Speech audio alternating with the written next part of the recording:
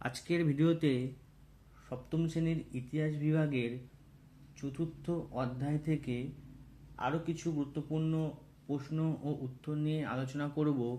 প্রশ্ন নম্বর 21, তুর্কান ই চিহলগানি কথার অর্থ কী?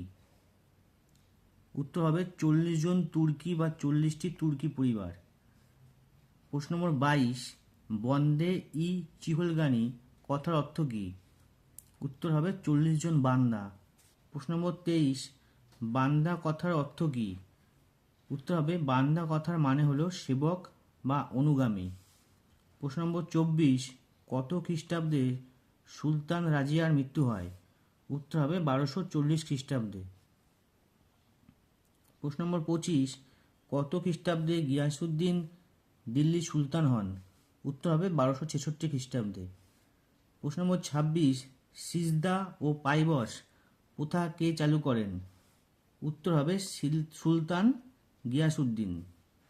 প্রশ্ন নম্বর 27, কত খ্রিস্টাব্দে ইলতুৎমিশ মারা যান? উত্তর হবে 1236 খ্রিস্টাব্দে। প্রশ্ন নম্বর 28, কত খ্রিস্টাব্দে আলাউদ্দিন খলজি দিল্লির সিংহাসনে বসেন? উত্তর হবে 1296 খ্রিস্টাব্দে। প্রশ্ন নম্বর 29, কে দক্ষিণ ভারতে সুলতানি সাম্রাজ্যের বিস্তার ঘটান? উত্তর হবে আলাউদ্দিন খলজি। প্রশ্ন নম্বর 30, মালিক কাফুর কে ছিলেন? উত্তর হবে আলাউদ্দিন খলজি সেনাপতি ছিলেন। প্রশ্ন নম্বর 31, সিজদা কি? উত্তর হবে সিজদার অর্থ হলো সুলতানকে সাষ্টাঙ্গ প্রণাম করা।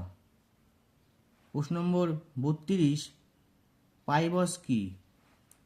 উত্তর হবে সুলতানের পদযুগলকে চুম্বন করাকে বলা হতো পাইবস। প্রশ্ন নম্বর 33, কত খ্রিস্টাব্দে খলজি বিপ্লব ঘটে? উত্তর হবে 1290 খ্রিস্টাব্দে।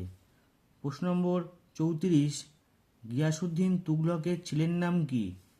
উত্তর হবে মোহাম্মদ বিন তুগলক। প্রশ্ন নম্বর 35, কোন ঘটনাকে খলজি বিপ্লব বলা হয়?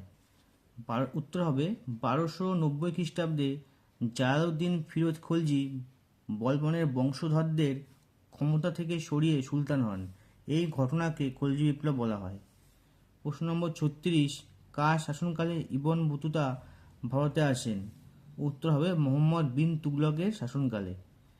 প্রশ্ন নম্বর 37, ইবন বতুতা কোন দেশ থেকে ভারতে আসেন? উত্তর হবে আফ্রিকার মরক্কো থেকে। প্রশ্ন নম্বর 38, অল রিহোলা গ্রন্থটি কে লেখেন? উত্তর হবে ইবন বতুতা। প্রশ্ন নম্বর 39, কোন সুলতানকে পাগলা রাজা বলা হতো? উত্তর হবে মোহাম্মদ বিন তুগলক। প্রশ্ন নম্বর 40, উলাগ কি? উত্তর হবে মোহাম্মদ বিন তুগলকের সময়ে ডাক যোগাযোগ ব্যবস্থার একটি মাধ্যম হল উলাগ।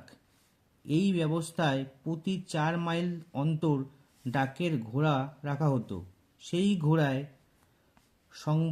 সংবাদবাহক সংবাদ পৌঁছে দিত সর্বত্র। ঘোড়ার ডাকের ব্যবস্থাকে বলা হতো উলাগ। প্রশ্ন নম্বর 41, দাওয়া কি? উত্তর হবে মোহাম্মদ বিন তুগলকের সময়ে পায়ে হেঁটে যে ডাকের ব্যবস্থা প্রচলিত ছিল তাকে বলা হতো দাওয়া। প্রশ্ন নম্বর 42, মোহাম্মদ বিন তুগলক তার রাজধানী কোথায় স্থানান্তরিত করেন? উত্তর হবে দেবগিরিতে, যার নাম দেওয়া হয় দৌলতাবাদ। প্রশ্ন নম্বর 43, মোহাম্মদ বিন তুগলকের ছেলের নাম কী ছিল? উত্তর হবে ফিরোজ শাহ তুগলক।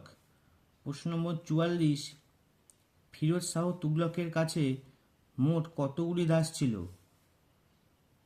উত্তর হবে 1,80,000 জন। প্রশ্ন নম্বর 45, কত খ্রিস্টাব্দে পানিপথের প্রথম যুদ্ধ হয়েছিল? উত্তর হবে 1526 খ্রিস্টাব্দে। আজকের ভিডিও এই পর্যন্তই। পরবর্তী ভিডিওতে এই অধ্যায় থেকেই আরও কিছু গুরুত্বপূর্ণ প্রশ্ন ও উত্তর নিয়ে আলোচনা করব।